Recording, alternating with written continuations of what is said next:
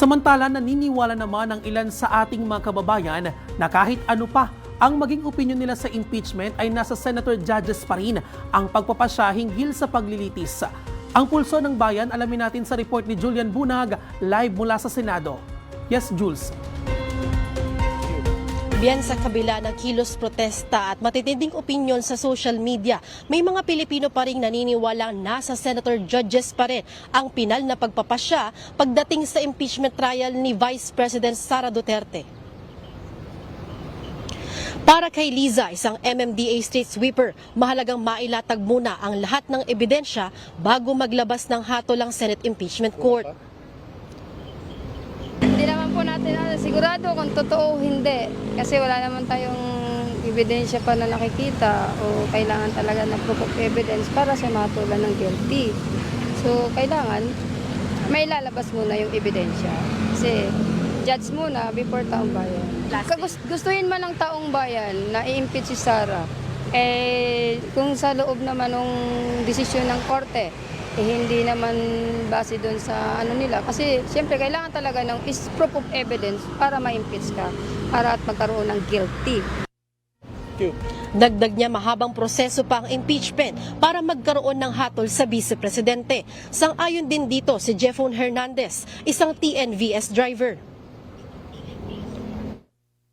Kahit na anong opinion ng maliliit na tao dyan, baliwala pa rin kasi sila pa rin mag-decision dyan.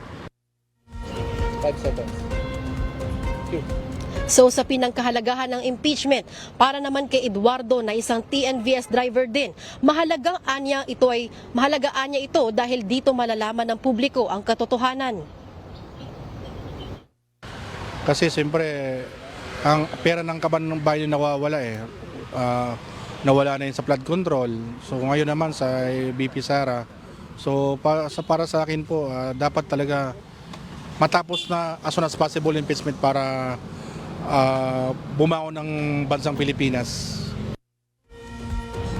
Dagdag pa niya na kahit mayroong defense team ang bise, mas maganda pa rin na harapin at sagutin ng pangalawang Pangulo ang mga aligasyon laban sa kanya. Samantala ngayong ika-4 na araw ng impeachment trial ni Vice President Sara Duterte, unang tinalakay sa korte ang liham na inilabas ni NBI Director Melvin Matibag para sa House Prosecution Panel na gawing mas maaga ang kanyang pagiging testigo sa impeachment trial.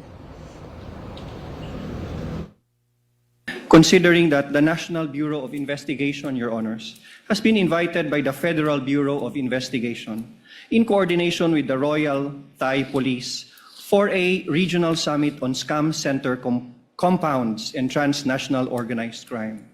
In that regard, Your Honor, the prosecution would like to request that the scheduled testimony of NBI Director Melvin Matibag be scheduled tomorrow after the testimony of our second witness, Attorney Jeremy A. Lotok.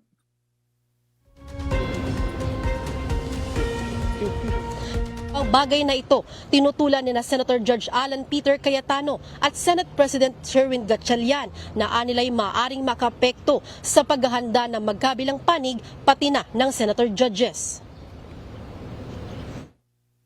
I was Secretary of Foreign Affairs. That's why you have undersecretaries. That's why you have deputy directors. So I mean, I admire the patience of the prosecution, no? But even the prosecution, they have a way of timing and laying down the witnesses. So I don't want later on to say na dapat natanong ko muna to sa unang witness, kaya lang si Director Matibag inuna dahil ganito o ganyan. Dahil hindi lang naman po yung counsels ng prosecution at defense na naghahanda, pati mo mga senator judges naghahanda rin. At sa totoo lang ho, itong weekend, marami rin sa ating mga senator judges ay pinag-aaralan kung ano yung kanilang maitatanong sa mga testigong ihaharap po ngayong linggo. Marami po ay pinag-aralan po yung mga ebidensyang in-upload na ho para po sa ating mga senator judges at hindi ho ito konting ebidensya. Bien, sa ngayon wala pang pinal na desisyon ng impeachment court kung sino talaga ang unang haharap na testigo sa araw ng bukas. So inaabangan pa natin ngayon kung sino ba talaga ang uupo bukas, kung susundin ba ng impeachment court ang pagpapasya o request ni Attorney Melvin Matibag o tuluyang susundin ang inisyal na line-up na inilatag ng prosecution noong nakaraang linggo. Yan muna ang update mula rito sa Senado. Balik muna dyan sa inyo, Bien at Sofia.